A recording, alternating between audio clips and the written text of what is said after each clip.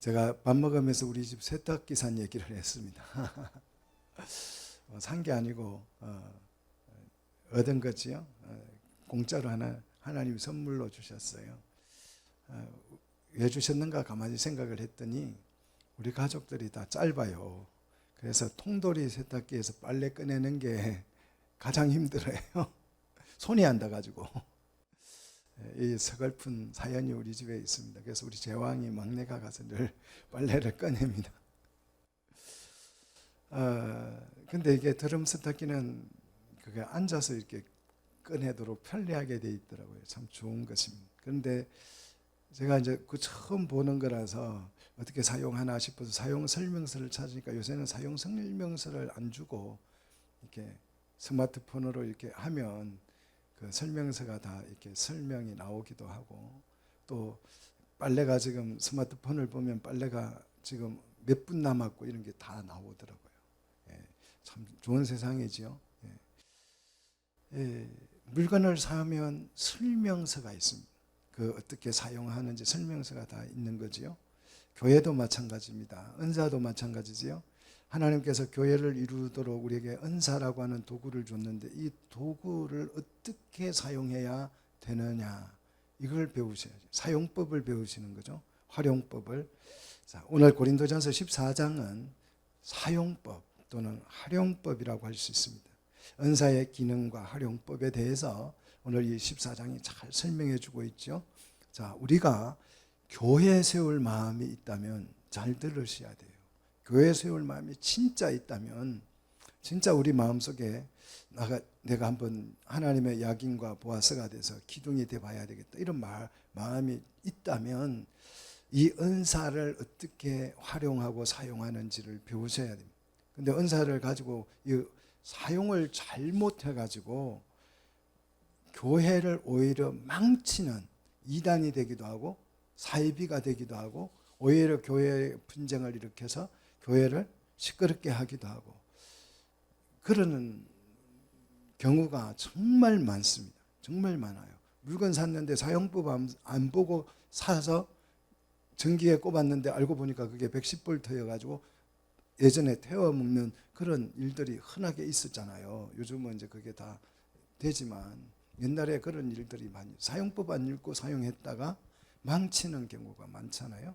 여러분, 이 교회를 세울 마음이 있다면, 우리가 교회를 실현해 갈 마음이 있다면 오늘 이 말씀을 잘 들으시기를 축복합니다. 자, 1절을 보시면 교회를 세우기를 원한다면 뭘 추구하라고요? 사랑을 추구하라. 이게 기본이 돼야 됩니다. 사랑을 추구하라. 이 추구하라는 말은 사랑을 따르라는 것입니다.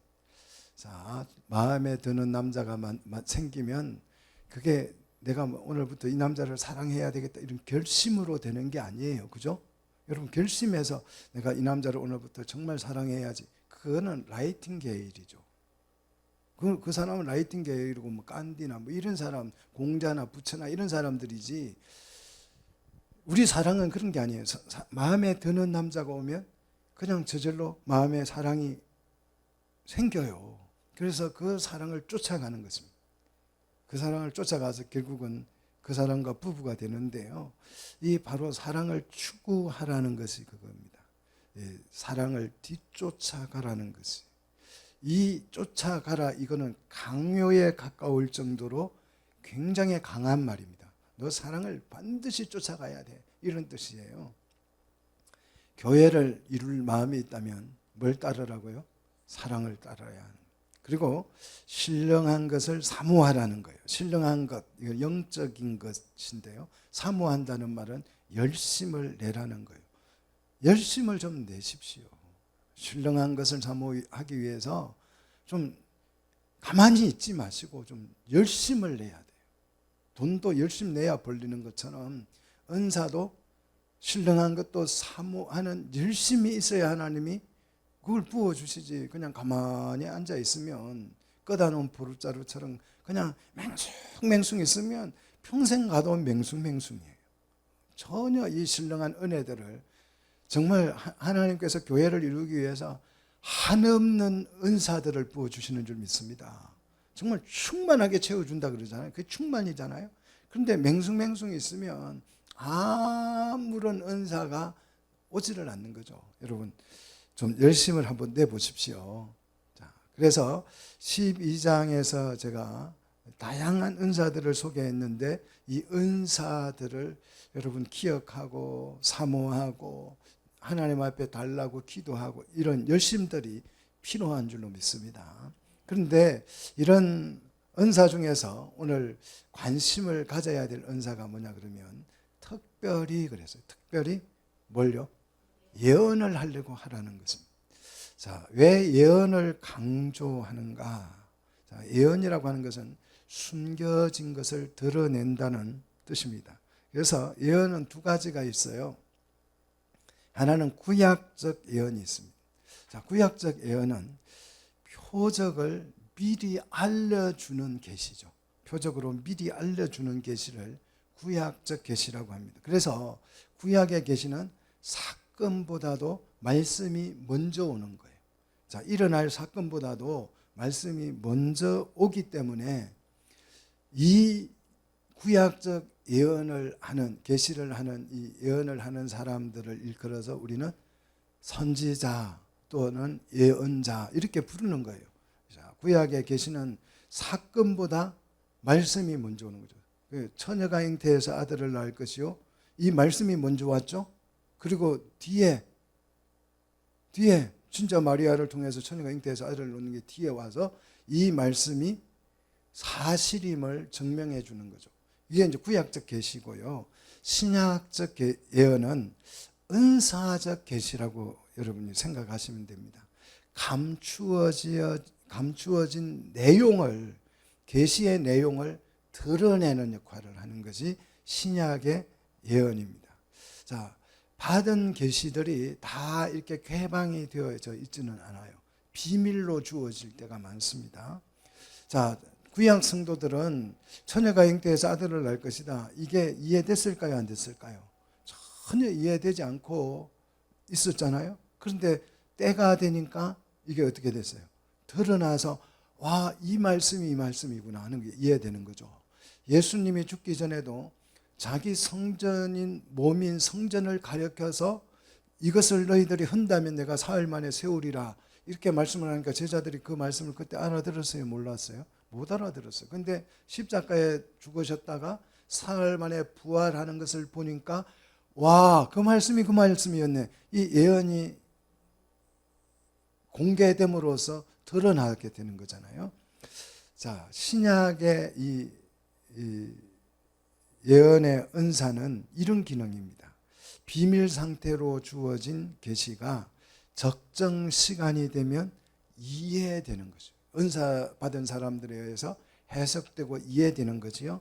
바울은 이렇게 표현했잖아요. 이걸 때가 참해 해석이 됐다는, 이해됐다는, 말씀이 실현됐다는 거예요. 자, 그래서 신약 성경은 구약에 예언되어진 계시로 주어진 것들이 을 해석해내는 거죠. 이게 이제 신약의 계시라고 우리가 할 수가 있습니다. 계시적 예언과 이 예언적 계시가 예언이 계시적 예언과 은사적 예언이 약간 다르죠. 이런 점에서 다르죠. 구약은 사건보다 말씀이 먼저 와서 예언이 되어진 거고, 신약은 그 주어진 말씀이 감추어져 있는 것을 덜추어내는 예언이다 그랬어요. 자, 그래서 이걸 구분을 해야 돼요. 마치 구약적 예언을 우리가 지금 할 수 있다. 이거는 사이비가 되는 거예요. 그래서 내가 선지자다 이 말은 나는 사꾸라다 이 말이에요. 왜? 구약적 예언의 계시가 어떻게 돼서 종료됐기 때문에 선지자가 있어요, 없어요? 없어요. 내가 사도다 그러면 나는 사꾸라요 이 말하고 똑같은 거예요.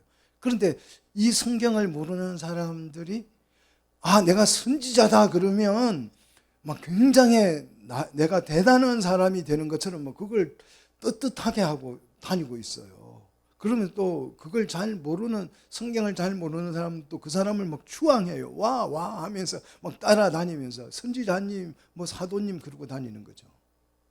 이게 얼마나 그게 참 부끄럽고 웃기는 진풍경인지, 성경을 조금이라도 이해를 하면 그런 말을 할 수가 없잖아요. 자, 특별히 오늘 성경이 예언을 강조하는 이유는, 바울은 이 예언과 방언을 비교해서 설명을 합니다. 자, 2절입니다. 2절을 보시면 예언하는 자는 사람에게 예언을 하는 것이 아닙니다. 영어로 비밀을 말하는 거예요. 자, 비밀은 말을 하면 알아듣는다, 못 알아듣는다? 못 알아듣는 거예요. 자기도 못 알아들어요. 비밀은. 이 비밀이기 때문에. 자, 그런데 예언은 3절을 보시면 예언하는 자는 사람에게 의사를 전달하는 것입니다. 그래서 덕을 세운다는 거죠. 이 덕을 세운다. 우리 좀 목회자들이 말씀의 은사를 좀 받아야 돼요. 말씀의 은사를 못 받고 신학만 공부를 하면 성경을 참 이상하게 번역을 해놓는 경우. 오늘 이 덕을 세운다.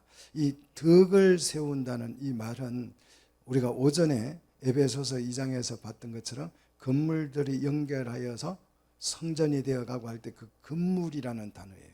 건물. 오이코도메라는 단어인데 건물을 세운다는 뜻이에요. 그래서 이 말은 덕을 세우는 것이 아니고 교회 세움입니다. 이 덕을 세운다라고 나온 내용들은 전부 다 건물, 오이코도메라는 단어, 건물을 세운다. 이게 건물은, 바울이 말하는 건물은 집이 아니고 뭡니까? 교회를 말해요. 교회를 말하는 것입니다. 자, 그래서 교회 세움에 방언보다는 예언이 더 유익되다라고 말씀을 하는 거예요. 자, 예언을 통해서 우리는 건면할 수 있고 위로하여서 교회를 세울 수 있다는 거예요. 자, 여기 건면은 어떤 격려, 호소 이런 거예요. 자, 예언이라고 하는 게 뭘 미래를 이렇게 딱 알아맞추고 이런 게 아니고 건면하는 일이죠. 건면을 할 때 하나님께서 희한하게 그 사람의 아픔이나 어려움의 마음을 다 헤아려서 건면을 하도록 하시는 거예요. 그래서 예언적 기능이 있는 거죠. 그래서 격려, 호소를 하는 기능을 하는 거죠. 그리고 위로는 설득이나 자극이라는 뜻이에요.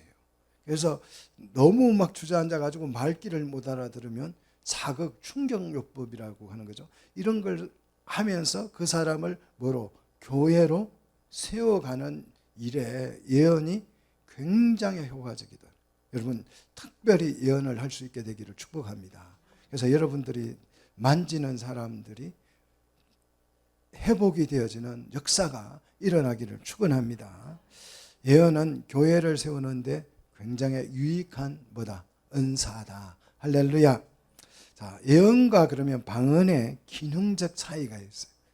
어떤 기능적 차이가 있냐면, 방언의 기능은 4절에 나오죠. 방언의 기능은 뭘 세워요? 자기의 덕을 세운다. 이 덕이라고 하는 거 오이코도메, 건물을 세운다. 자기 건물을 세운다. 그러니까 자신을 교회로 세우는데 유익한 것이 뭐다? 방언이래. 방언. 나를 다듬고 깨뜨리고 해서 교회의 지체로 세우는데 방언은 굉장히 효과적인 것입니다. 자, 방언은, 그래서 여러분 방언의 은사를 여러분 사모하십시오. 나를 어떻게 한다고요? 나를 교회로 세우는데 방언이 굉장히 효과적인 기능을 가지고 있다라는 거죠. 자, 그리고 4절을 보시면 예언의 기능은요, 회중을, 모임을 교회로 세우는데 유익한 것입니다. 자, 예언은 여러 사람, 이렇게 우리 같이 군중이 모인 이 모임 속에서 예언은 교회로 세우는, 교회 세움에 유익한 것입니다. 방언은 개인에게 특화된 것이라고 한다면 예언은요, 단체에 특화된 기능이죠. 그래서 교회를 세우는데 방언과 예언이 굉장히 소중해요. 이 두 개의 기능이 적절하게 교회 안에서 돌아가야 될 줄로 믿습니다. 여러분, 우리 교회는 방언도 예언도 할 수 있는 그런 정말 은사가 풍성해지는 교회가 되기를 축복합니다. 자, 5절을 보십시다. 5절은 바울은 모든 성도가 방언하기를 기뻐한다 그랬어요. 모든 성도가 다 방언을 했으면 좋겠다. 이게 바울의 바람이죠. 그런데 실제 교회를 세우는 데는 예언이 더 효과적이다라고 지금 말씀하는 거예요. 방언이라고 하는 것은 통력이 없으면 자기에게는 유익한데 남에게는 유익이 없어요. 자기 자신에게는 자기 자신을 교회로 세워가는데 굉장히 이 방언의 은사가 필요한데, 이 방언의 은사가 교회를 세우는 여러 사람에게 유익하려면 뭐가 필요하다고요? 통력이라는 게 필요하다는 거예요. 못 알아들으니까 알아들을 수 있도록 그 방언을 설명해 줄 수 있는, 해석해 줄 수 있는 통력이 필요하다는 거죠. 자, 이런 점에서 통력을 필요로 한다는 점에서 교회 세움에 있어서 예언만은 방언이 더 못하다라고 얘기를 하고 있죠. 자, 통력이 없으면 방언은 교회 세움에 6절을 보니까 유익하지 않다라는 거죠. 만약 바울이 방언으로 말을 하고, 6절을 보시면 바울이 그 교회에 와서 내가 방언의 은사를 받았기 때문에 방언으로 내가 오늘 설교를 한다, 이러면 알아들을 사람이 있을까요, 없을까요? 하나도 없어요. 그래서 방언으로 말하고 계시나 지식이나 예언을 가르치지 않는다면, 예언이나 이 가르치지 않는다면 이거는 뭐 알아듣지 못하는 일을 여기서 1시간 내내 2시간을 들어도 교회 세움에 유익이 있다 없다? 없다라는 거예요. 알아듣지 못하는데 어떻게 교회가 세워지겠어요? 그래서 오늘 여기 6절에서 말하는 계시나 지식이나 예언이나 가르침이나 이 계시는 아직 벗겨지지 않는 상태의 말씀을 말합니다. 해석이 안 된 말씀을 계시라고 표현하고 있어요. 자, 우리 한번 중요한 성경 구절을 한번 찾아서 읽어봅시다. 베드로후서 3장 16절입니다. 베드로후서 3장 16절.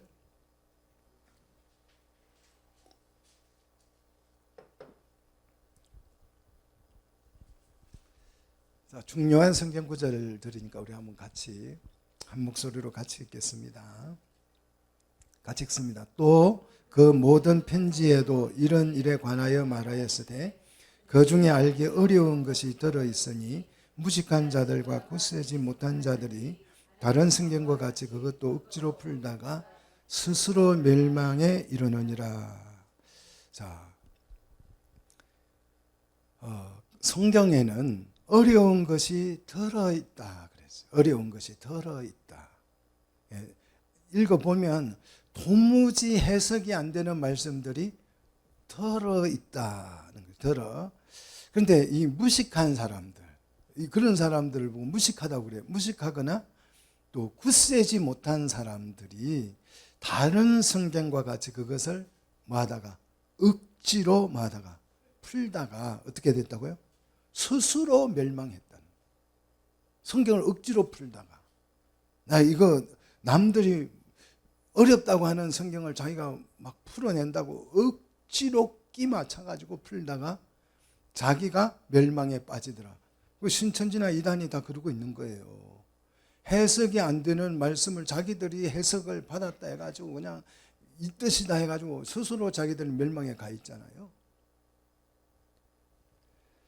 계시가 주어졌지만 때가 되지 않아서 해석되지 않은 말씀들이 있습니다.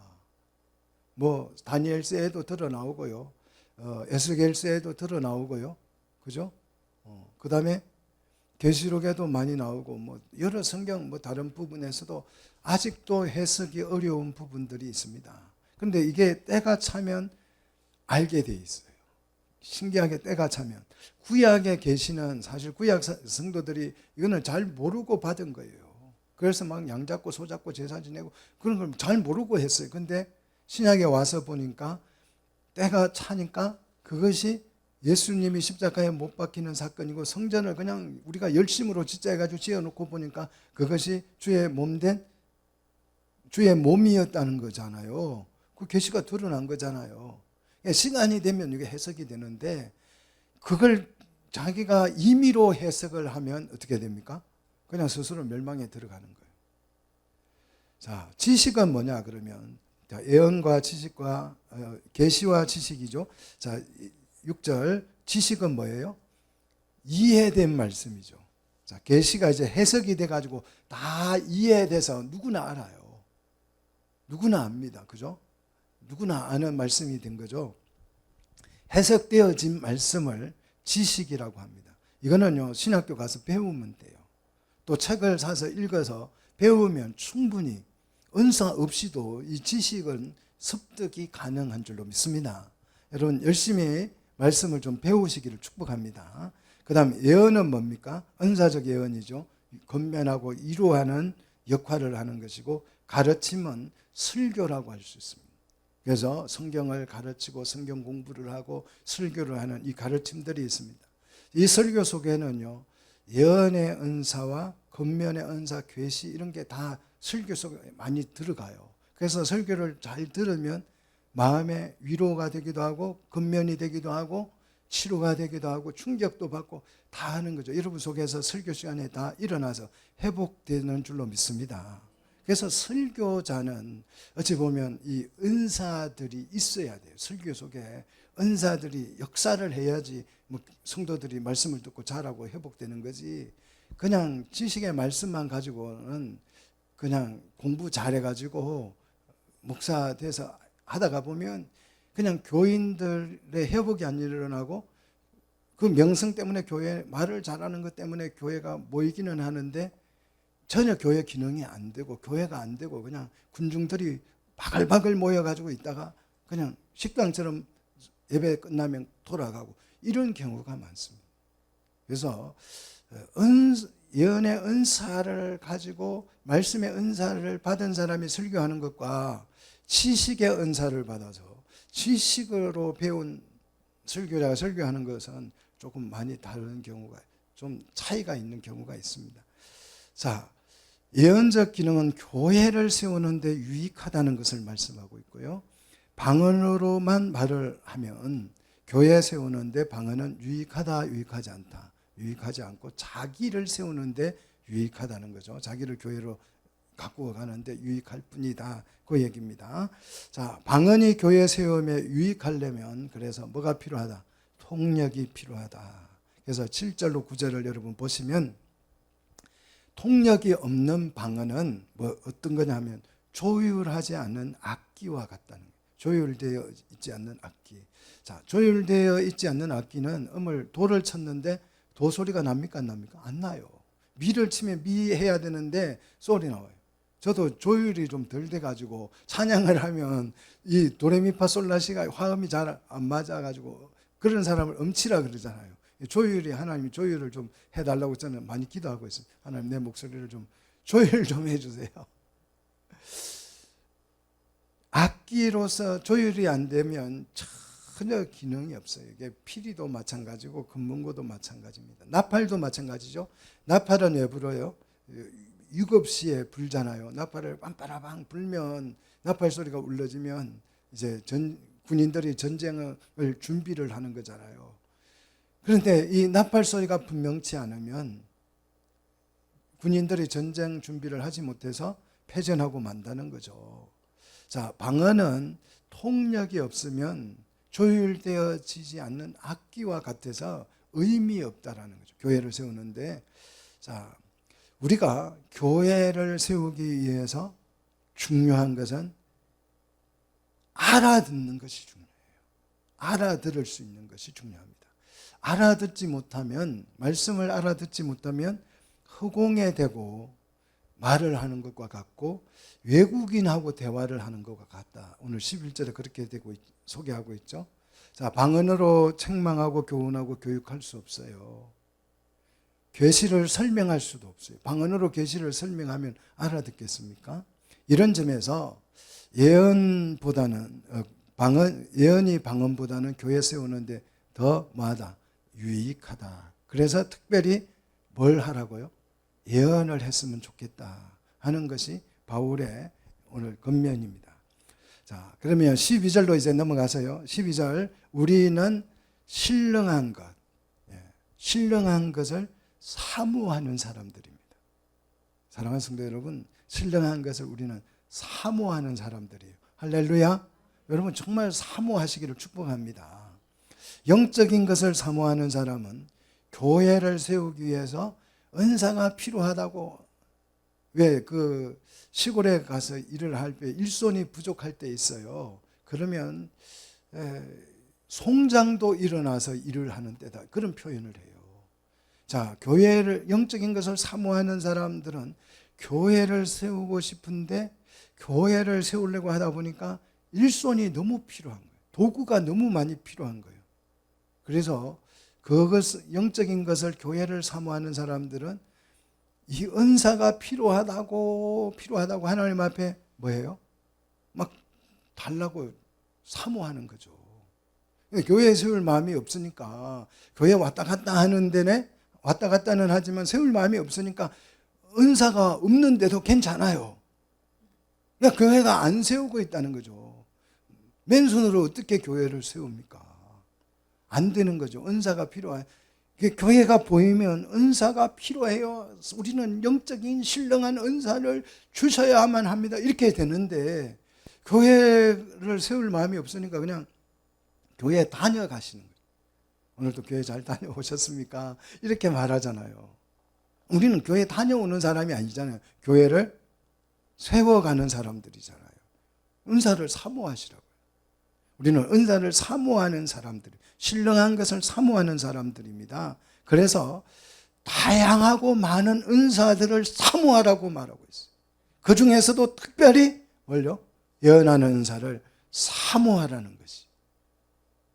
여러분 좀 사모하셔서 여러분을 통해서 교회가 막 건물이 연결되어지고 회복되어지는 역사가 일어나기를 축복합니다.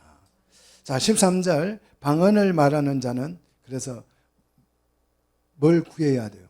통역을 구하라는 거예요. 방언만 하지 말고 통역을 구하라는 것입니다. 방언은 통역을 절대적으로 필요한다는 거지요. 통역이 없는 방언 기도는 14절, 영어로 기도하는 것입니다. 영어로만 기도하는 것입니다. 그래서 영적인 기도이기 때문에 기도로 마음의 결실을 얻을 수 없다. 이 마음은 이성을 말합니다. 자기가 기도한 그 영어로 기도한 내용의 결실을 이성적으로 열매를 거둘 수 없다라는, 영적으로만 기도를 했기 때문에. 그래서 통역이 없는 방언 기도는 이성의 어떤 우리 눈에 보이는 의미로 열매를 맺을 수 없다라고 오늘 말하고 있습니다. 그래서 방언 기도가 강력해지려면 뭐가 필요하다고요? 통역이 필요하다는 거예요. 자, 영어로 그래서 통역이 이제 주어지면 방언 기도를 통해서 영어로도 기도하고 마음으로도 기도가 가능해져요. 이성적으로도 기도가 될 수 있다는 거죠. 그 내용을 가지고 찬양도 마찬가지죠. 마음으로만, 이성으로만 찬양을 잘하는 분들이 있어요. 정말 잘하죠. 근데 이 은사가 임하면 영어로도 찬양이 되죠. 그래서 영과 마음으로, 이성으로 찬양이 가능해질 때 그 찬양이 굉장히 뜨거워질 줄로 믿습니다. 자, 방언은 통역을 통해서 기도와 찬양에 유익하고 교회를 세우는데 유익해진다는 겁니다. 자, 16절로 넘어갑니다. 16절. 방언의 통역이 필요한 또 다른 이유는 우리가 영어로 축복을 했을 때에 그 영어로 축복한 그 내용을 방언으로 했기 때문에 듣는 사람이 통역이 안 되면 알아들을 수 있을까요? 없을까요? 못 알아들어요. 그러면 좋은 말을 했는데 그게 아멘을 못해요. 또 하나님이 이런 은혜를 베푸신다고 하는데 아멘을 못해서 그것을 받지 못하고 감사할 수도 없다라는 거죠. 그래서 이 방언으로 말할 때는 비밀을 말하는 것입니다. 제가 고등학교 2학년 때인가 우리 집에서 어머니가 이제 그때 당시에는 예수를 안 믿었기 때문에 엄청 핍박을 많이 했죠. 근데 어느 날 제가 교회를 갔다 왔어요. 근데 집에 그 동네 형들이 많이 놀러 와가지고 형님이 있으니까 형님 친구들이 놀러를 와가지고 한가득 있는데 교회를 갔다 오니까 어머니가 막 굉장히 야단을 치는 거예요. 형들이 다 있는데. 그래서 다른 형들은 가만히 있는데 어떤 형이 어머니하고 합세를 해가지고 막 나를 개잡듯이 잡는 거예요. 어머니가 시키면 시키는 대로 해야지, 가지 말라면 가지 말아야지. 막 굉장히 막 나를 혼을 내는 거예요. 어머니한테 혼나는 것도 짜증나고 미치고 그냥 팔짝 뛸 것 같은데 동네 형이. 근데 참 저도 그때 내 마음을 하나님께서 역사를 하신 것 같아요. 제가 그 형을 보고 방언으로 막 쏘아붙였어요. 나도 무슨 말을 했는지 방언이니 몰라요. 그런데 내가 막 쏘아붙이니까 눈이 딱 마주쳤는데요. 막 형이 이놈 자식이 하고 쳐다보는데 내 눈에서 전기가 나가는 것 같더라고요. 그런데 그 사람이 고개를 푹 숙여버리더라고요. 말을 못하고. 그런데 제가 이제 군대 갔다 와서 전투상하면서 고향을 갔더니 그 사람이 그 마을에 없어졌어요. 어디 갔냐고 물었더니 하늘나라에 먼저 갔다 하더라고요. 참 저는 그때 내가 무슨 방언을 했는지 저는 모르지만 하나님께서 나도 모르게 입에서 튀어나오게 해서 그 핍박하는 사람에게 하나님 역사하는 걸 저는 그때 경험한 적이 있습니다. 자, 그래서 방언은 알아들을 수 없어요. 그래서 감사하지도 못하고 아멘도 할 수 없다라는 거죠. 자, 그래서 17절을 보시면 방언을 하면 자신은 자기에게는 유익이 되지만 남들을 교회로 세우는 데는 유익하지 않기 때문이라는 거예요. 그래서 바울이 방언을 더 원한다고 하는 이유는 18절 한번 보십시오. 방언 기도는 깊이가 있고 수준이 높다는 거죠. 영적인 깊은 기도를 할 수 있는 점에서 방언 기도가 중요하지만 이 방언은 뭐가 필요하다? 통력이 필요한. 그래서 이 깊은 기도를 하고 싶다면 방언을 더 많이 하도록 우리는 구해야 되죠. 그래서 바울은 방언을 더 많이 하는 은사를 주신 것에 대해서 나는 하나님께 정말 감사한다라고 표현하고 있어요. 바울은 방언에 많은 은사를 받은 것 같아요. 왜냐하면 선교사이기 때문에 전 세계를 다니면서 복음을 전하기 때문에 이 언어에 탁월해야 되거든요. 헐부터 선교사도 언어학자였어요. 그래서 그분이 한글에 띄어쓰기를 다 가르쳐 준 거예요. 자, 외국 사람이 예전에는 한글이 띄어쓰기가 없어요. 아버지 가방에 들어가신다 이렇게 써놓은 걸 이거 잘못된 거야. 아버지가 해서 띄우고 방에 들어가신다 이렇게 그 띄어쓰기를 해준 게 헐버트 선교사입니다. 문법을 만들어 준 거예요. 이 바울은 언어학자 방언의 은사를 풍성하게 주셔서 선교할 수 있도록 해주신 것에 대해서 감사한다고 표현합니다. 자, 방언은 깊은 기도를 할 수 있기 때문에 굉장히 우리에게 유익하다. 하지만 중요한 것은 19절 통력이 없으면 방언은 알아듣지 못해서 교회를 세우는데 그다음 유익하지 않다는 거죠. 자, 19절 한번 보십시오. 모임에서 남을 가르칠 때에 통력이 없으면 방언은 유익하지 않습니다. 깨닫기 위해서 말씀을 전파하면 그 말씀을 깨닫기 위해서 우리가 이제 계시를 설명하잖아요. 오늘 지금 계시를 제가 설명하잖아요. 이렇게 설명하는데 이 말씀을 내가 깨닫고 이 말씀을 깨닫고 설명을 하면 5마디, 이 5마디 하는 것이 방언으로 1만 마디 하는 것보다 더 효과적이라는 거예요. 그래서 예언의 은사가 필요하는 거예요. 말씀을 계시를 깨달아서 5마디를 하면 그것이 더 효과적이고 알아들을 수 없는 방언으로 계시를 1만 마디 해도 깨달는데 도움이 된다 안 된다? 전혀 안 된다는 거예요. 교회 세우는 아무 효과가 없다는 거죠. 그래서 20절 교회를 세우기 위해서 말씀을 깨달는 것이 중요한데 이 깨닫기 위해서 뭐가 필요하다요? 지혜가 필요하다. 그래서 지혜에는 우리는 어떤 사람이 되어야 돼요? 장성한 사람이 되어야 하고, 악에 대해서는 우리는 좀 바보 뭉뚱그리가 돼야 된다. 악은 그게 뭔지 잘 모르는 어린아이가 돼야 된다. 이렇게 말하고 있습니다. 자, 하나님의 말씀을 깨달아져야 교회 세울 마음이 생기는 거죠. 오늘도 여러분 이 고린도전서 말씀이 많이 깨달아지고, 에베소서 썼지만 그 말씀들이 쓰는 걸로 만족하는 것이 아니고 깨달아지기를 축복합니다. 자, 21절 율법의 기록을 보면 다른 방언을 말하는 자와 다른 입술, 자, 입술로 백성에게 말하는 것. 다른 입술은 이제 그 외국 사람이 하는 말, 아수르가 자기 나라 아수르어로 말하는 거. 자, 그런 걸 말하고, 앞에는 은사를 말하죠. 실제 방언으로 말하거나 실제 아수르어로 말을 한다면 통역이 없으면 아무것도 알아들을 수가 없어요. 전혀 말씀을 이해할 수 없다는 거예요. 그러면 왜 알아듣지도 못하는 방언을 하나님이 주시느냐? 22절.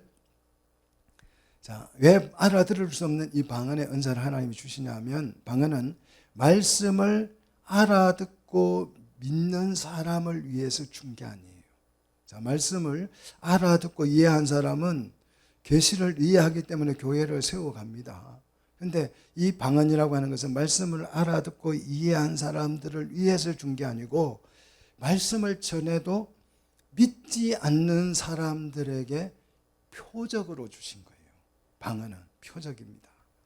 자, 이 내용을 아무리 말씀을 깨달은 말씀을 설명을 해줘도 도무지 믿으려고 하지 않는 이 강박한 사람들에게 이 표적으로 방언의 은사를 주셨는데, 그 설명이 이사야 6장 9절로 10절에 보면 아주 잘 돼 있어요. 자, 우리 한번 이사야 6장 9절로 10절 한번 펼쳐 보십시오.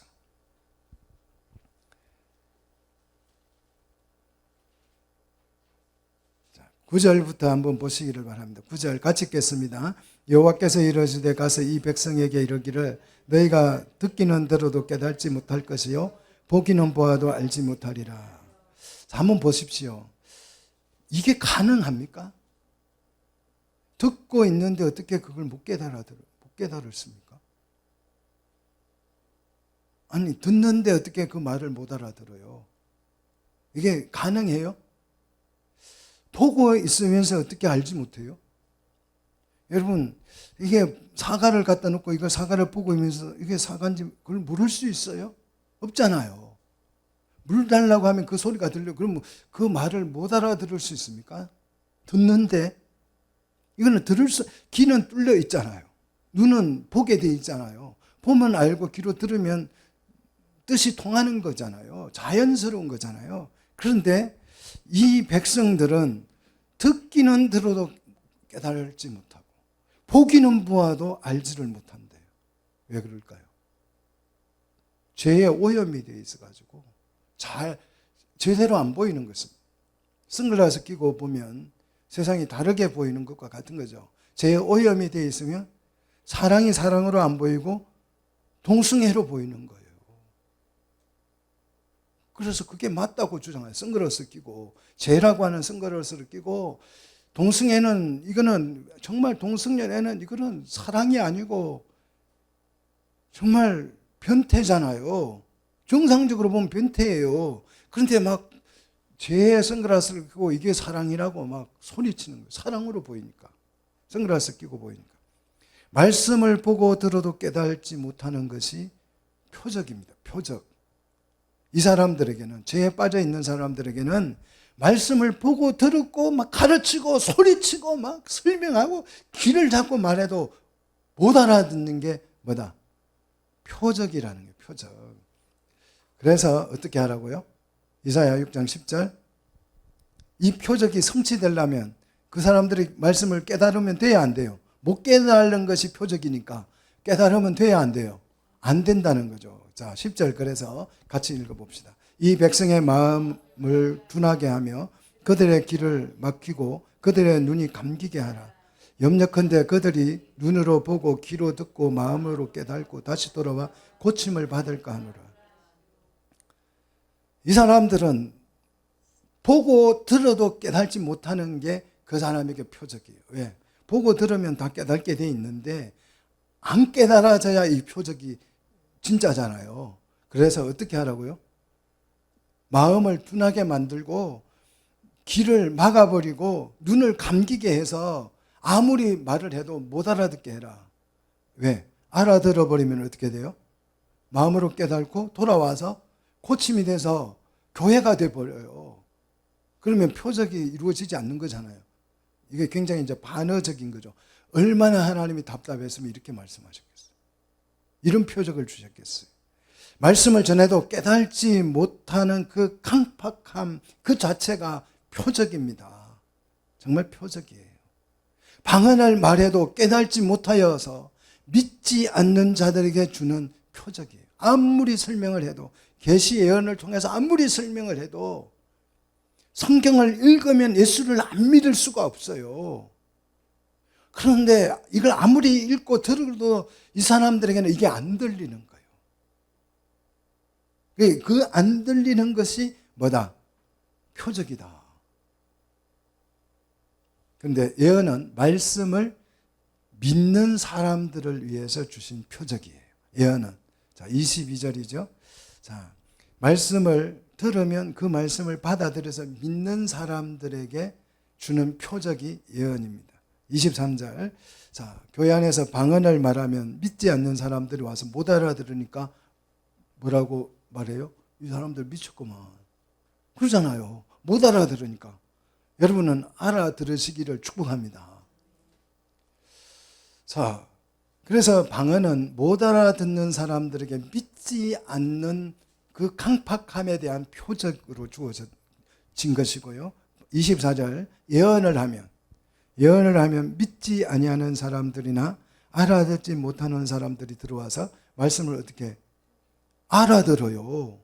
알아들어서 깨닫고 책망을 받고 판단, 고침을 받아서 25절. 마음에 숨은 일이 드러나고 하나님의 말씀을 다 이해하고 하나님께 경배하고 그 하나님을 뭐 하게 된다고요? 전파하게 되는 그리스도인이 된다라는 거죠. 이게 예언의 역할입니다. 자, 예언을 통해서 고침을 받은 사람들이 이제 막 모여서 뭐 하게 됩니까? 사랑을 해서 교회를 이루는 거죠. 자, 이처럼 방언이나 예언은 각각 기능이 다른 거예요. 기능이 다른 거예요.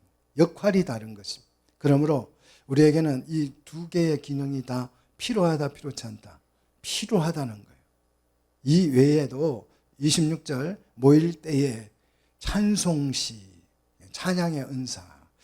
여러분, 내가 찬양의 은사가 있다고 생각하면 그 찬양으로 교회에 사용하시기를 축복합니다.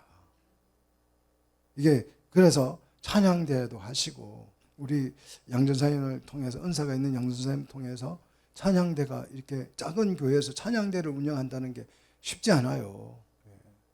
이 은사가 제 기능을 할 때에 이런 일이 일어나죠.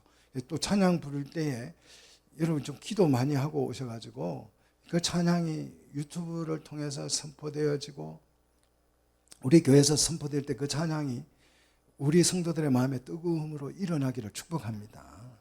자, 그리고 가르치는 말씀도 있고 말씀의 은사가 있죠. 이 설교지요. 다 예언도 방언도 통역도 다 있어야 된다는 거죠. 왜 이런 은사들을 통해서 교회가 세워집니까? 은사들은 교회를 세우는 데마다 유익한 도구이기 때문에 그렇습니다. 자, 그 다음 26절로 넘어가서요. 모임은 교회를 말합니다. 교회에서 통역이 있을 때에 방언하는 법이에요. 자, 통역이 있을 때에 교회에서 방언을 하는 법. 자, 방언은 교회를 세우는 것이 목적이기 때문에 방언을 할 때에는 질서가 필요합니다. 개인 기도가 아니라 우리가 이제 같이 기도를 할 때, 그룹으로 기도를 할 때를 말해요. 자, 27절 어떻게 해야 되느냐? 차례대로 하라는 것입니다. 그리고 통역은 한 사람이 하라는 거예요. 여러 사람이 통역을 하지 말고 한 사람이 통역을 하라는 것입니다. 나도 통역 연사 받았으니까 나도 하고 너도 하고 그렇게 하지 말고 여러 사람이 모여서 방언을 할 때에 그 방언의 기도를 통역해 줄 사람은 한 사람만 하라는 것입니다. 왜냐하면 이게 막 방언이 각자 통역이 달라가지고 싸움이 일어나요. 그러니까 한 사람만 하라는 거죠. 자, 근데 기도를 하는데, 방언 기도를 하는데 통역이 없으면 28절 어떻게 하라고요? 하지 말라는 거예요. 대신 개인 혼자 기도할 때는 방언으로 기도하라는 거죠. 자, 그 다음 29절 모임에서 예언하는 법입니다. 모임에서 예언하는 법. 두세 사람이 예언을 하면, 서너 사람이 막 예언을 하면 그 예언이 누가 참 예언인지를 분별하라는 거죠. 뭐로요? 말씀을 가지고 분별이 되죠. 자, 그래서 30절 보시면 곁에 있는 사람에게 예언을 하는 그 곁에 있는 사람에게 계시가 임하면, 계시가 깨달아지면 먼저 하는 사람은 중단을 하고 뒤에 계시를 받은 사람이 우선한다라는 거죠. 자, 예언도 이렇게 질서를 지켜야 한다는 거죠. 그래서 그 이유, 왜 지켜야 하느냐 하면 31절 모든 사람이 배우고 모든 사람에게 권면을 하기 위해서 하나씩 질서를 지켜서 예언을 해야 된다, 이렇게 말씀하고 있습니다. 그 다음 32절 예언하는 영은 예언하는 사람에게 통제를 받습니다. 내가 예언을 지금 하면 내 영이 예언을 하는데 그 영은 누구의 통제를 받아요? 내 몸의 통제를 받는다는 거죠. 자, 예언하는 영이 그 자신에게 몸의 통제를 받지 아니하고 예언을 하면 그거는 다른 말로 하면 미쳤다. 그래, 미쳤다. 자기 몸이 예언을 통제를 해야 돼요. 예언하는 영을 통제하도록 하나님께서 영은 우리 몸의 통제를 받도록 해주신 줄 믿습니다. 이게 통제가 안 되는 거는 미친 거예요. 정신병자가 되는 거죠. 자, 이것이 하나님의 질서지요. 자, 하나님은 질서를 통해서 뭘 이루어 가셔요? 화평을 이루어서 교회를 세우는 것입니다. 그래서 하나님은 무질서의 하나님이 아니요 화평의 하나님이에요. 자, 교회가 세워지려면 반드시 이런 질서를 지켜야 합니다. 33절 모든 성도가 교회에서 함같이, 그래서 모든 성도가 교회에서 모든 성도들이 하는 것처럼 34절에 여자는 교회에서 말아 잠잠하라. 이게 요즘 굉장히 이제 이런 설교를 하면 여성 운동가들이 공격할 수 있어요. 자, 여기서 잠잠하라는 말은 비밀을 지키라. 비밀은 말씀을 말해, 계시를 에 대해서 말하지 말라는 거죠. 자, 이 말은 여자는 교회 와서 아무 말도 하면 안 돼, 그 뜻이 아니고 공적인 계시의 말씀을 여자들은 하지 말라는 거예요. 자, 근데 특별한 경우에 여자들에게도 계시가 주어져서 말씀이 주어지고 다 하는데 누구에게 하지 말라는 것인지를 잘 아셔야 돼요. 자, 34절 보면 그들에게는 말하는 것을 허락함이 없다. 하나님이 허락하지 않았다는 거예요. 자, 누구에게 말하는 것을요? 남자에게 말하는 것을 허락하지 않았다는 거예요. 어디에서요? 교회에서. 이 말은 여자의 머리는 남자예요. 그래서 손이 머리를 보고 뭘 시키면 안 된다는 거예요. 머리가 손에게 지시를 하는 거다, 이 말이죠. 이 질서를 지금 말하고 있는 것입니다. 율법은 여자가 남자에게 명령하라고 말하지 않고 복종하라고 율법은 말하고 있다는 거예요. 이해되십니까? 무슨 뜻인지?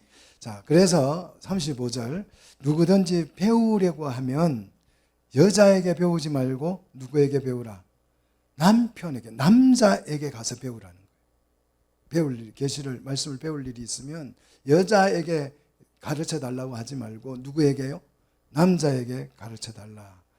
자, 교회에서 남자에게 여자가 말을 하는 것은 부끄러운 일이다. 죄는 아니죠. 부끄러운 일이다라는 거예요. 그래서 36절 하나님의 말씀은 우리 자신에게서 나온 것이 아니고 하나님의 말씀은 너희에게만 임한 것이 아니에요. 여기서 너희는 누구일까요?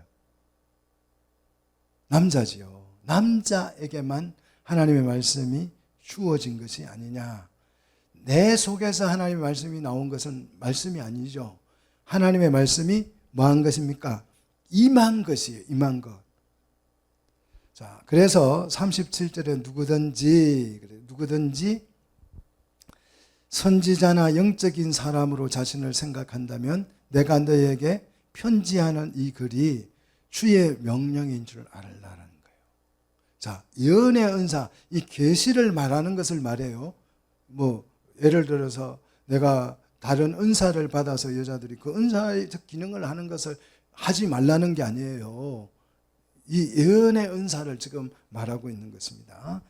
자, 그래서 이 말씀이 37절에 주의 명령인 줄 알라는 거예요. 너 영적인 사람이라면 이 말씀이 그냥 내가 개인적으로 뭐 남성 우월주의자여서 이런 말을 하는 것이 아니라 하나님의 명령이라는 것을 알 수 있다라는 거죠. 만약에 38절 이 말이 주의 명령인 줄로 이해가 안 된다면 그 사람은 선지자나 영적인 사람이 아니다. 사꾼이다 이 말이죠. 자, 그러므로 이제 39절에 그런즉 그랬습니다. 내 형제들아, 아델포스라는 헬라어로 형제를 아델폴스라고 그러고 여자는 자매는 아델페라고 부릅니다. 자매는 여기서 형제들아 그러니까 남자들이죠. 남자들은 예언하기를 사모하고 방언하기를 금하지 말라. 교회에서는 허락하라는 거죠. 자, 여자들이 개인적으로 방언을 말하고 예언할 수 있어요. 그런데 어디에서는 하지 말라. 교회에서 남자들에게 명령하지 말라는 거예요. 이해되십니까? 그러나 남자들이 교회에서 예언하고 방언하는 것은 금하면 된다 안 된다? 금하지 말라는 거죠. 자, 예언과 방언을 금할 것이 아니라 교회를 세우는데 유익하기 때문에 더 사모하고 더 추구하라는 거죠. 자, 교회를 세우는데 방언과 예언이 필요하고 이것을 사용하는 데 있어서 중요한 것은 40절. 어떻게 하라고요? 같이 읽습니다. 40절. 모든 것을 품위 있게 하고 질서 있게 하라는 거예요. 자, 은사들은 은사를 받은 것이 중요한 것이 아니고 그 은사를 질서 있고 품위 있게 사용할 줄 아는 것이 중요해요. 그러면 이걸 품위 있게 사용하지 못하고 질서 있게 사용하지 못하면 은사는 오히려 교회를 허무는 도구가 돼요. 오히려 교회를 아주 그냥 박살내버리죠. 또 이단이 되게 만들고 사이비로 만들어버리죠. 그래서 은사를 사용함에 있어서 품위와 질서가 중요합니다. 이 품위라는 말은 단정하게, 예의 있게, 격식을 갖추어서 그런 뜻입니다. 막 방언을 한다고 막 혼자 돌아다니면서 막 따따붙다 하면 안 된다는 거죠. 품위가 있고 질서가 있어야 된다는 거죠. 예언도 마찬가지죠. 예언을 막 한다고 내가 다 불러다 놓고 막 머리에 손 얹고 막 내가 예언을 하고 막 일이 되면 교회가 깨진다는 거예요. 질서와 품위를 갖추어서 이 은사를 사용하면 뭐가 된다? 교회가 세워진다는데 유익하다는 거죠. 오늘 여러분 하나님의 말씀을 깨닫고 교회를 이해해서 이 은사들을 정말 사모하셔서 이게 교회를 세우려고 하면 정말 이게 필요해요. 저게 필요해요. 이 은사가 필요해요. 하나님 앞에 그 사모함이 없을 수가 없어요. 여러분 그 열심히 오늘 생겨나기를 주의 이름으로 축복합니다. 기도하겠습니다.